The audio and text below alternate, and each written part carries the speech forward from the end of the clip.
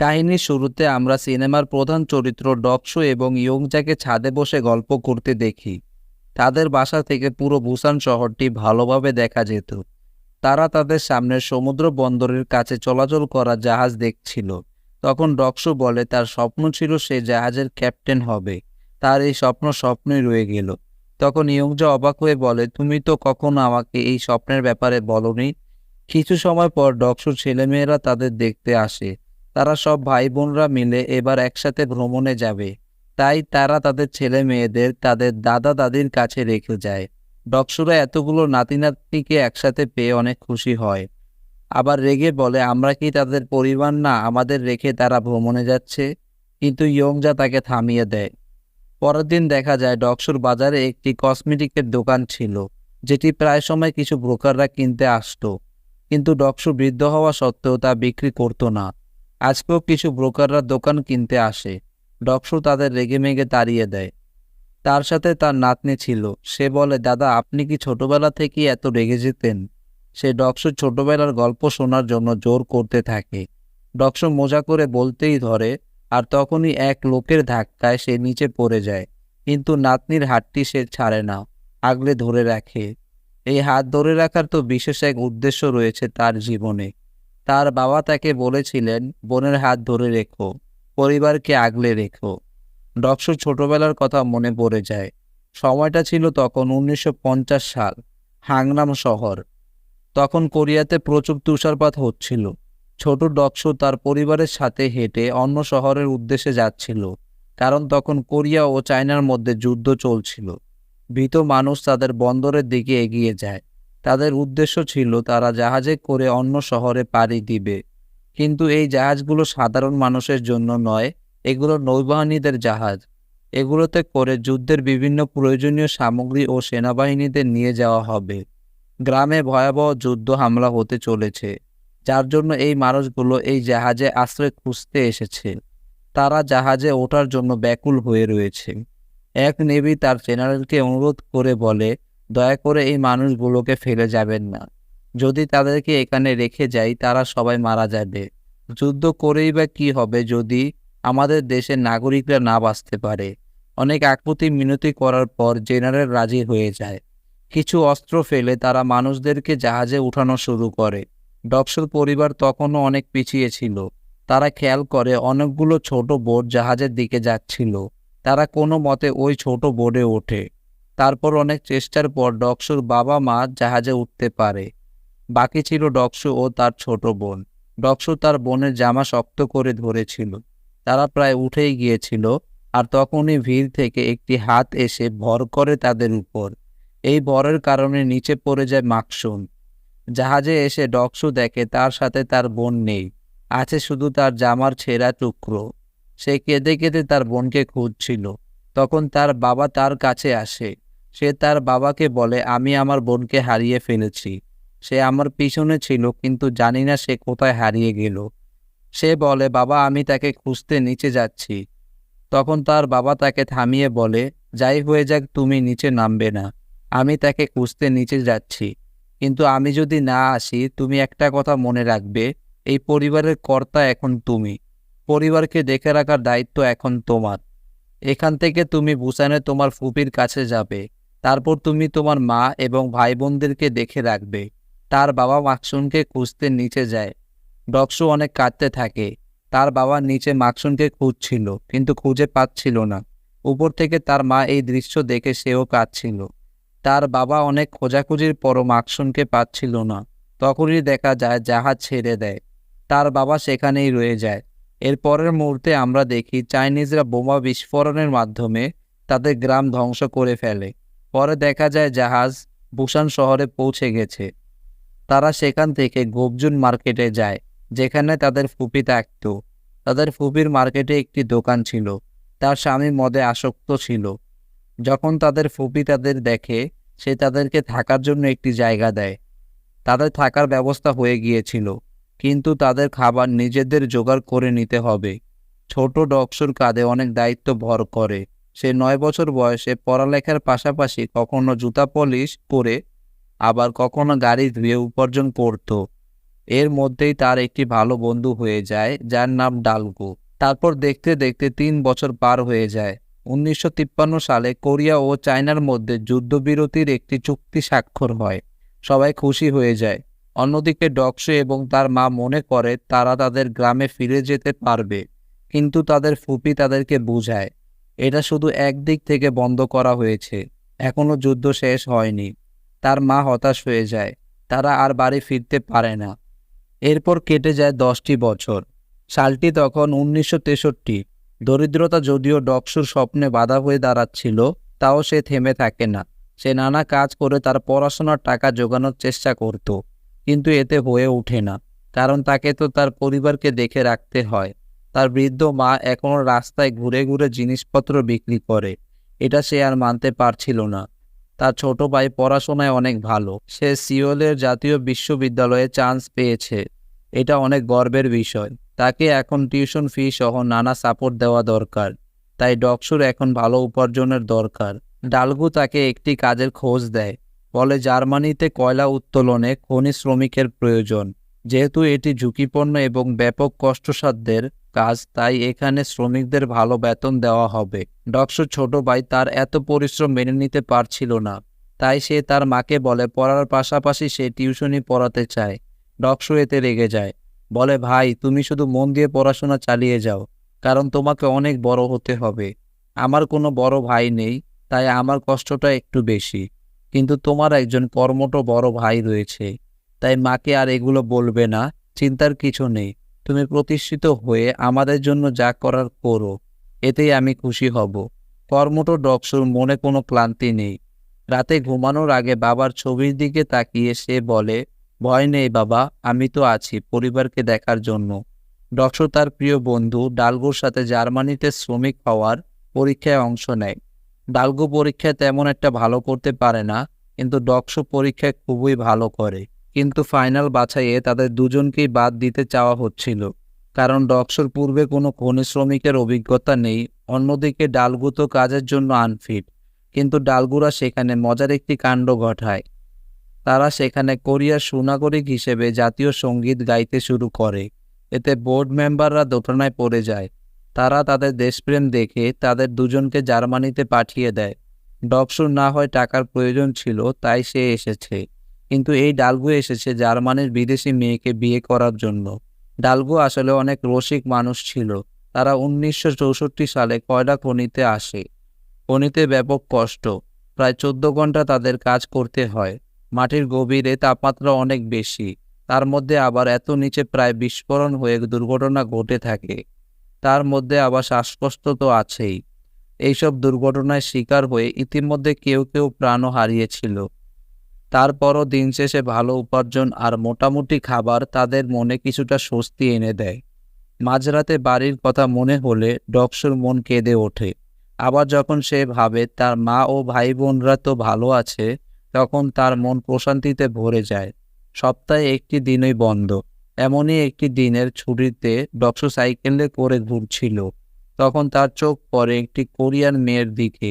সে গান গাচ্ছিল। তার দিকে তাকিয়ে থাকার ফলে ডকসুর ছোটখাটো একটি অ্যাক্সিডেন্ট হয়। এই মেয়েটির নাম হলো ইয়ংজা। সে হসপিটালে নার্সের কাজ করত। সে ডকসুকে ব্যান্ডেজ করে দেয়। এরপর তারা একে অপরের সাথে বন্ধুত্ব করে নেয়। পরের দিন ডকসু তার বন্ধুদের ইয়ংজার কথা জানায়। তারা সবাই খুশি হয়ে যায়। তারা তাকে বলে মেয়েটাকে পটিয়ে নিতে, কিন্তু ডকসু এগুলোর ব্যাপারে কিছুই জানতো না। কিন্তু ভেবে নিয়েছিল এই মেয়েটাকেই সে জীবন সঙ্গী বানাবে। কিছুদিন পর নার্সদের একটি ছোট পার্টি হয়, যেখানে ডকসু এবং তার কিছু সংখ্যক বন্ধুরা অংশ নিয়েছিল।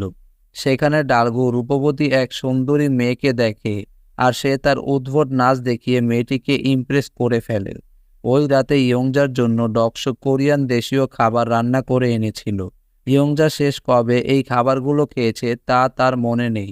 সে ডকসুর বানানো সেই খাবারগুলো খুব তৃপ্তি নিয়ে খায়। কিছু খাবার কিছু গল্পে তাদের বেশ কয়েকটি রাত পার হয়ে যায়। এই ইয়ংজা মাঝে মাঝে মনের কষ্টে গান করত। তাকে বৃদ্ধ লোকগুলোকে দেখে রাখতে হয়, তাদের মলমূত্রগুলোকে পরিষ্কার করতে হয়। আবার সেই মানুষগুলো মারা গেলে তাদের মৃতদেহগুলোকে গোসল করাতে হয়। এগুলোতে সে অনেক অস্বস্তি বোধ করে। অনেক খারাপ লাগে তার, কিন্তু প্রয়োজনের তাগিদে তাকে এটা করতে হয়। ডকসু বলে, ইয়ংজা, তোমার পেশাটা অনেক সম্মানী পেশা। অনেক মানুষের ভালো লাগা আর দোয়া তোমার সাথে রয়েছে। তোমার জন্য ভবিষ্যতে ভালো কিছু অপেক্ষা করছে। এসব কিছুতে ইয়ংজা বুঝতে পারে এই মানুষটিকেই তো সে এতদিন খুঁজছিল, যে তাকে তার ছোট ছোট খুশিতে ভাগাভাগি করে নেবে। সহজ সরল মানুষটি রসিকতার মাধ্যমে তাকে হাসি খুশি রাখবে। কষ্ট পেলে এভাবেই তো সান্ত্বনা দেওয়ার চেষ্টা করবে। তারা দুইজন একসাথে অনেক সুন্দর সুন্দর সময় পার করছিল। একদিন খনিতে অতিরিক্ত চাপে গ্যাস পাইপ লিক করে, আর এই লিকেজে হাতুড়ি মারতে গিয়ে বড় ধরনের বিস্ফোরণ হয়। এতে নিচের টানেল ভেঙে যাচ্ছিল। শ্রমিকরা দ্রুত সেখান থেকে পালিয়ে বেরোতে থাকে, কিন্তু পাথরের আঘাতে যখন ডালগো আটকা পড়ে যায়, তখন ডকসু তাকে ছেড়ে যেতে পারে না, আর এতে দুজনেই সেই সুড়ঙ্গ ফাটলের শিকার হয়। তারা দুইজনেই সেখানে আটকা পড়ে যায়। ইয়ংজা বিস্ফোরণের খবর জানতে পেরেছিল। সে দ্রুত সেখানে আসে, দেখে মোটামুটি সব শ্রমিক বের হলেও ডকসু এবং ডালগো বের হয়নি। অন্যান্য শ্রমিকরা তাদের বের করার জন্য নিচে যেতে চাচ্ছিল, কিন্তু ইঞ্জিনিয়াররা তা করতে দেবেন না। বলে টানেল পুরো গ্যাস ভর্তি, সেখানে যাওয়া বিপজ্জনক, আবার বিস্ফোরণ হতে পারে। ইয়ংজা সেই ইঞ্জিনিয়ারকে অনেক অনুরোধ করে বলে শ্রমিকদেরকে যেতে দিতে, কিন্তু ইঞ্জিনিয়ার এই ঝুঁকি নিতে নারাজ। বলে এতক্ষণে ভিতরে হয়তো তারা বেঁচে নাও থাকতে পারে, শ্রমিকদের যেতে দেওয়া হবে না। ইয়ংজা তখন বলে এই শ্রমিকগুলো কিছু অর্থ পাওয়ার আশায় নিজের দেশ ছেড়ে এখানে এসেছে, পরিবারকে ভালো রাখতে নিজের জীবনের মায়া ত্যাগ করেছে, আর আপনারা তাদের জীবনের মূল্য দিচ্ছেন না। অন্তত তাদের জীবনগুলোকে বাঁচিয়ে নিন। ইয়ংজা অনুরোধে হাঁটু গেড়ে বসে, বলে কিছু শ্রমিকদের যেতে দিন, অন্তত তারা ওই মানুষগুলোর মৃতদেহ নিয়ে আসুক। শ্রমিকরা আর এগুলো সহ্য করতে পারে না। তারা নিষেধ অমান্য করে সেই টানেলে যায়। ভিতরে ডকসু এবং ডালগু প্রায় মৃত অবস্থায় পড়েছিল। ডকসু যদিও বারবার জ্ঞান হারাতে বসেছিল, পাশে থাকা ডালগু তাকে বলে চোখ খোলা রাখতে, পরিবারের কথা ভাবতে। ডকসু তার বাবাকে মনে করে, তার বাবাকে দেওয়া কথাগুলো তার চোখে ভেসে ওঠে।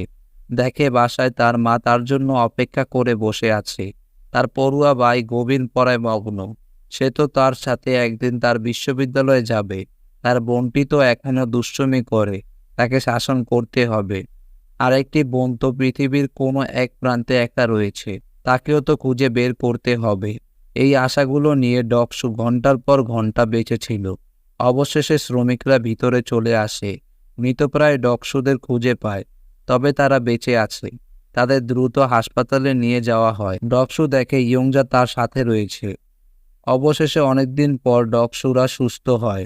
ডকসু ইয়ংজাকে বলে তার ভিসার মেয়াদ শেষ হয়ে যাচ্ছে, সামনের সপ্তাহে সে বাসায় ফিরে যাবে। ডকসু ইয়ংজাকে তার সাথে নিয়ে যেতে চায়, বলে বেশ ভালোই কামিয়েছি এখানে, করিয়া যে এখন ভালো কিছু করে নিতে পারবো, তোমাকেও সেখানে সুখী রাখতে পারবো। কিন্তু ইয়ংজা রাজি হয় না, তার উপর অনেক দায়িত্ব রয়েছে, তাই কষ্ট হলেও ডকসুকে একাই বাসায় ফিরে আসতে হয়। 1966 সালে ডকসু তার বাসায় ফিরে আসে। ডকসুকে দেখে তার ভাই, বোন, মা, ফুপি সবাই অনেক খুশি হয়। ডকসু তো তার মাকে পিঠে নিয়ে ঘুরে বেড়াতে থাকে। ডকসুর পাঠানো টাকায় তারা সুন্দর একটি বাড়ি কিনেছে। দোকানে কাজের সময় ডকসুর ফুপি ডকসুকে বলে তার মৃত্যুর পর এই দোকানটি যেন সেই দেখে রাখে। এটা শুনে ডকসুর এই দোকানের প্রতি মায়াটা আরো বেড়ে যায়। ওই দিনই আবার সে দোকানের সামনে দেখে ইয়ংজা ফিরে এসেছে। ইয়ংজা বলে সে গর্ভবতী। ডকসু অবাকই হয়, বলে তাহলে কোন বিদেশি ছেলের বাবা হওয়ার সৌভাগ্যটা হলো? তখন ইয়ংজা তাকে থাপ্পড় মেলে বলে, এটার বাবা তুমি। সারা জীবনে শুধুমাত্র একজনকে আমি ভালোবেসেছিলাম, যার জন্য আমি সব ছেড়ে এখানে চলে এসেছি। তাদের বিয়ে হয়। ডকসু অনেক খুশি, তার প্রিয় মানুষটি তার পরিবারের একজন হয়েছে। একদিন ডকসু খুশিতে দৌড়িয়ে ডালগুর কাছে আসে। সে বলে কোরিয়ার মেরিটাইম বিশ্ববিদ্যালয়ে সে চান্স পেয়েছে, শীঘ্রই জাহাজের ক্যাপ্টেন হতে পারবে, তার স্বপ্নটা পূরণ হবে। বাসায় খুশির খবরটি জানাতে এসে দেখে তার বোন আর তার মার মধ্যে তর্ক চলছে। তার বোন তার প্রেমিককে জাঁকজমকের সাথে বিয়ে করতে চায়। সে বলে সবার বিয়ে তো সুন্দরভাবে হয়েছে, তাহলে আমারটা বাকি আছে কেন? আমিও তো বড় হয়েছি। তার মা তাকে অনেক বকাবকি করে, বলে একটু তো সময় লাগবেই। তাকে বোঝানোর চেষ্টা করে তার ভাই তো অক্লান্ত পরিশ্রম করছেই, আর তার উপর চাপ দেওয়া যাবে না। তখন তার মেয়ে তাদের বাড়িটিকে বেচে দিতে বলে। আসলে ডকসুর ছোট বোনটি অনেক আদরের এবং চঞ্চল স্বভাবের, তাই তার মুখে কিছুই বাধে না। ডকসু কিছুটা কষ্ট পায়। এদিকে আবার সে জানতে পারে তার ফুপির দোকানটি তার ফুপা বেচে দিতে যাচ্ছে। এতে বাধা দিতে গেলে তার ফুপা জানায় সে তো ইচ্ছে করে তার স্ত্রীর প্রিয় দোকানটি বিক্রি করছে না, বেঁচে থাকতে গেলে তার তো অর্থের প্রয়োজন। তখন ডকসু বলে কিছুদিন পরে সেই তার ফুপির দোকানটি কিনে নেবে। এই দোকানের প্রতি তার অন্যরকম এক টান রয়েছে। সব দিক থেকে ডকসুর উপর ভীষণ চাপ এসে পড়েছিল। সময়টা তখন 1970 সাল, যে সময়টাতে ভিয়েতনাম যুদ্ধ চলছিল। কোরিয়ার বেশ কিছু নাগরিককে ভালো আয়ে সেই যুদ্ধে নিয়োগ দেওয়া হবে। ডকসু তো সেই যুদ্ধে যেতে চায়, কিন্তু তার মা তাকে এই বিধ্বংসী যুদ্ধে যেতে দিতে চায় না। তার স্ত্রীও এর বিপক্ষে। সে বলে তুমি তো অনেক পড়েছো তোমার পরিবারের জন্য, এখন কি জীবনটা শেষ করে ফেলবে? আমার আর তোমার বাচ্চার কি হবে? এতে ডকসু রেগে যায়, বলে এগুলো আমাকে বলো না, আমার দায়িত্ব এখনো পূরণ হয়নি। তবে আর অল্প কিছু আছে, করে ফেলবো, সমস্যা হবে না। সেখানে জাতীয় সঙ্গীত প্রচার শুরু হয়। ডকসু দাঁড়িয়ে যায়, বলে আর অল্প বাকি, এবার তো দেশের গৌরবের জন্য করব। ডকসু যেখানেই যায় না কেন ডালগুকে সাথে নিয়ে যাবেই। তবে ডালগু এবার একটু ভয়েই ছিল। প্রথম দিনেই ডকসুরা বুঝতে পারে এখানকার পরিস্থিতি আসলেই ভয়াবহ। কাজ শেষে ডকসুরা বিশ্রাম নিচ্ছিল। এই সময়ে ওখানে চকলেটের জন্য একটি ছেলেকে পাড়ার অন্য সব ছেলেরা মারধর করতে শুরু করে। ডকসুর এতে ছোটবেলার কথা মনে পড়ে যায়। সে তাকে গিয়ে ছাড়িয়ে নেয় আর তাকে নতুন একটি চকলেট দেয়। ছেলেটি দূর থেকে ডকসুকে দেখছিল। কেন জানি বাচ্চাটি বারবার ইশারায় বলে ডকসুকে সেখান থেকে সরে যেতে। পরে ডকসু বুঝতে পারে কাছে যে স্কুল শিক্ষার্থীগুলো এসেছে তাদের ব্যাগে বোমা ফিট করা রয়েছে। বাচ্চাটি ডকসুকে বাঁচাতে যায়। এই সময় বিশাল এক বিস্ফোরণে বাচ্চাটি সহ ডকসু এবং ডালগুরা ভালো রকমের আহত হয়। এত কিছুর পরও ডকসু বাসায় চিঠি লিখে বলতো এখানের অবস্থা একদমই ভালো, তারা অনেক শান্তিতে রয়েছে, আর হামলা হলেও সমস্যা নেই। সে যুদ্ধ ময়দান থেকে দূরে দূরেই থাকে। তার স্ত্রী তার এই মিথ্যে বলাগুলোকে স্পষ্টভাবে বুঝতে পারত। অনেক রাত জেগে জেগে সে ডকসুর জন্য কাঁদত। এভাবেই পার হয়ে যায় অনেক সময়। ডকসুরা কোরিয়ান সেনা দলের একটি অংশ হিসাবে কাজ করে। একদিন জঙ্গল পথে তারা কিছু ভিয়েতনামের সৈন্যদের মুখোমুখি হয়, তবে তাদের কিছু হয় না। কোরিয়ান সৈন্যরা তাদের বাঁচিয়ে নেয়। ডকসুরা মৃত্যুকে খুব কাছ থেকে দেখেছিল, তারপর প্রতিবারই তারা রক্ষা পেয়েছিল। কোরিয়ান সৈন্যরা ডকসুদের তাদের বাড়ির পথে পাঠিয়ে দেবে। তাদের কাজ প্রায় শেষ, কিন্তু ওই সময় কিছু ভিয়েতনামের গ্রামবাসী তাদের কাছে আসে সাহায্যের জন্য। যুদ্ধে তারা অনেক ভীত, তারা তাদের সাথে যেতে চায়। ডালগুর আবার সেখানে এক ভিয়েতনামের মেয়েকে পছন্দ হয়ে যায়। তাদের নিয়ে যাওয়া যদিও নিয়মের বাইরে ছিল, কিন্তু মানবতার খাতিরে ডকসুরা তাদের লঞ্চে তুলে নেয়। সেখানে দুই ভাই বোন ছিল। ভাইটিকে তুলে নিতেই সেখানে বিপক্ষ বাহিনীর গুলি বর্ষণ শুরু হয়। এতে কিছু কোরিয়ান সৈন্যসহ ভিয়েতনামিজরাও মারা যায়। ছোট বোনটি পানিতে ডুবে যাচ্ছিল। তার ভাই ব্যাকুল হয়ে কাঁদে। এবারও ডকসু কোনো বোনকে হারাতে দেবে না। বোনটিকে বাঁচাতে সে পানিতে ঝাঁপ দেয়। তাকে অবশেষে বাঁচিয়ে নেয়। বাচ্চা মেয়েটিকে সে লঞ্চে তুলে দিতে পারে, কিন্তু সে যখন ওঠে তার পায়ে একটি গুলি লেগে যায়। সে ভেবেছিল এখানেই তার ইতি, তবে না, তাকেও এক সৈন্য বাঁচিয়ে নেয়। দূরে যে গ্রামটিকে গোলাবারুদে পুড়িয়ে দেওয়া হয়। আর এখানে 1975 সালে ভিয়েতনাম যুদ্ধের অবসান ঘটে। বসন্তের একদিনে ডকসু তার প্রিয়তমা স্ত্রীর কাছে ফিরে আসে। তাকে দেখে ইয়ংজা অবাক হয়, কেঁদে ফেলে। সে দেখে ডকসু খুঁড়িয়ে খুঁড়িয়ে হাঁটছে। বুঝতে পারে ডকসু যুদ্ধে তার একটি পা জখম করে ফেলেছে। এতে ইয়ংজা অনেক কষ্ট পায়। ডকসু বেশি আয় করে এসেছে। সে তার ফুপির প্রিয় দোকানটি কিনে নেয়। এরপর সে তার বোনের ধুমধাম করে বিয়ে দেয়। এদিকে আবার ডালগু সেই ভিয়েতনামিজ মেয়েকে বিয়ে করে নিয়েছিল। সেটা নাকি আবার পত্রিকায় দুই দেশের মিলন শিরোনামে ছাপা হয়েছিল। ডকসু আস্তে আস্তে সব দায়িত্বগুলোকে পূরণ করেছে, তবুও সে এখনো মাঝে মাঝে তার মার হাত শক্ত করে ধরে থাকে। বৃদ্ধ ডকসু তাদের এই পুরনো দিনের ছবিগুলো দেখছিল। তার ছেলেমেয়েরা ভ্রমণ শেষে ফিরে এসেছে। তার ছেলেমেয়েরা বলে, অনেক তো কাজ করেছো বাবা, এখন তো বিশ্রাম নাও। তোমার সেই পুরনো দোকানটা বেচে দিয়ে মাকে নিয়ে দূরে কোথাও থেকে ঘুরে আসতে পারো। এটা শুনে ডকসু অনেক রেগে যায়। জানালার কাছে এসে ছোটবেলার কথাগুলো ভাবে। ভাবে সেই সময়ের কথা যখন তার সাথে তার বাবা ও বোনের বিচ্ছেদ হয়েছিল। তার বাবা বলেছিলেন, ডকসু, আমি যেদিন ফিরে আসব তোমার ফুপির সেই দোকানটির সামনে দাঁড়াবো। তোমাকে হয়তো আমি তখন চিনতে পারবো না, কিন্তু তুমি ঠিকই আমাকে চিনে নেবে। এই ডকসু এখনো আশায় আছে। একদিন তার বাবা ফিরে আসবে আর ওই দোকানটির সামনে দাঁড়িয়ে তাকে খুঁজবে। তার জন্য সে এখনো পর্যন্ত দোকানটি বিক্রি করেনি। একবার অতীতে 1983 সালে টিভিতে একটি অনুষ্ঠান প্রচার হচ্ছিল। যুদ্ধ তো অনেক আগেই শেষ হয়ে গিয়েছে, কিন্তু এই যুদ্ধে অনেক পরিবার তাদের প্রিয়জনের থেকে বিচ্ছেদ হয়ে গিয়েছিল। এই অনুষ্ঠানটি ছিল বিচ্ছেদ হয়ে যাওয়া পরিবারগুলোর মিলন মেলা। এই অনুষ্ঠানে সেই পরিবারগুলো আসছে যারা তাদের প্রিয়জনকে হারিয়েছে। তারা হারানো কালের কথাগুলো বলে। হারানো ছোট ভাইয়ের পরনে কি কাপড় ছিল, বাবা মাকে তারা শেষবারের মতো কোথায় দেখেছিল, তাদের ছবিগুলো তারা সেখানে দেখায়। তারা অতীতের স্মৃতিগুলো সেখানে ব্যক্ত করে। এত মানুষের সমাগম সেখানে যে তাতে বোঝা যায় এক যুদ্ধ কত কিছু কেড়ে নিতে পারে। এক যুদ্ধ জীবনে কত বছরের ছাপ ফেলে যেতে পারে। প্রতিদিনই কিছু না কিছু মানুষ তাদের প্রিয়জনদের খুঁজে পাচ্ছিল। এভাবেই ডকসু এই অনুষ্ঠানে অংশ নেয়। সে তার বাবা এবং বোনের কথা বলে। ডকসু অনেকদিন ধরে সেই অনুষ্ঠানটিতে অংশ নেয়। একদিন যদিও একজনকে তার বাবা হিসেবে খোঁজ পাওয়া গিয়েছিল, পরে গভীর পর্যবেক্ষণে বোঝা যায় এটা তার বাবা না। ডকসু নিরাশ মনে চলে আসে। তার মাও অনেক আশা নিয়ে বসেছিল, কিন্তু তা তো সফল হয় না। তবে সৃষ্টিকর্তা হয়তো তাদের বেদনা কমিয়ে দিতে চাচ্ছিলেন। তাই তো পরের দিনই একটি মেয়েকে পাওয়া গেল, যার বর্ণনা ডকসুর হারানো বোনের সাথে মিলে যায়। এই মেয়েটি হাংনাম সমুদ্র বন্দরে হারিয়ে গিয়েছিল। পরে তাকে সেখান থেকে উদ্ধার করে অনাথ আশ্রমে দিয়ে দেওয়া হয়। এই আশ্রম থেকে এক আমেরিকান পরিবার তাকে দত্তক নেয়।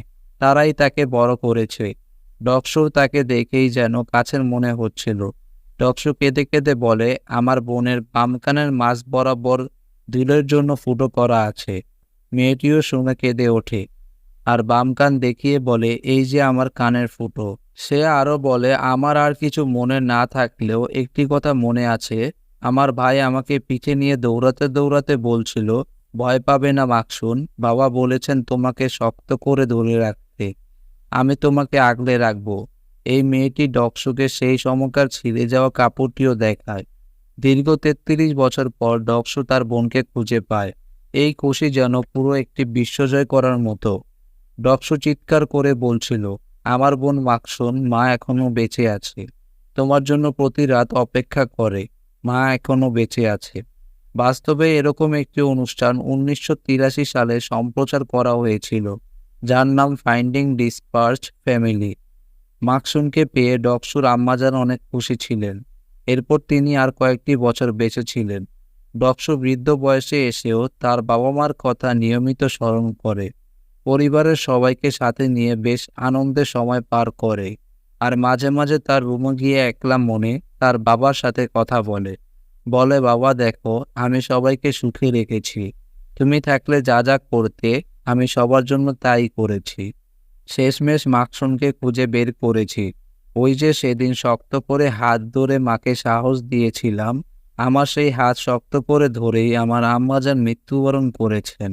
আমি অনেক খুশি বাবা, খালি একটু খারাপ লাগে। যদি তুমি একবার সামনে থেকে এসে এসব দেখে যেতে পারতে। যাই হোক বাবা, তোমাকে দেওয়া কথা আমি রাখতে পেরেছি। ডকসু ভাবে সে শিশু হয়ে তার বাবার কাছে কাঁদছে।